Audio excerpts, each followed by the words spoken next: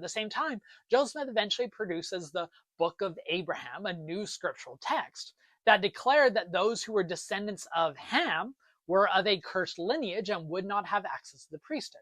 Now, everyone in early America would have recognized the lineage of Ham being culturally associated with African Americans. So even if the text itself did not make that clear, it would have been hard for people to read that and not read that those of African ancestry were cursed. Now, how did Joseph Smith reconcile, allowing Elijah Abel to be ordained to the priesthood and producing the scripture that said those who are descendants of Ham were of a cursed lineage? He didn't fully reconcile it. I think we often expect more cohesive and consistent theology from people than they actually operate. All of us operate in paradoxes, and Joseph Smith was no different.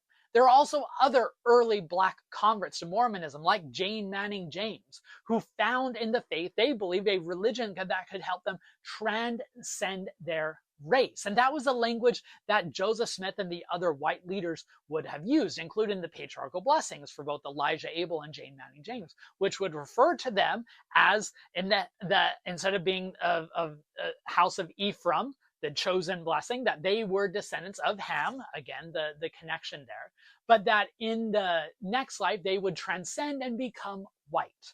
That this mark placed upon them, that's the language in Jane Manning James' blessings, that mark placed upon them would be removed. Going back to that idea of racial malleability, which on the one hand seems to grant universal blessings to others, but on the conditions of them entering into a white social status, leaving behind their blackness.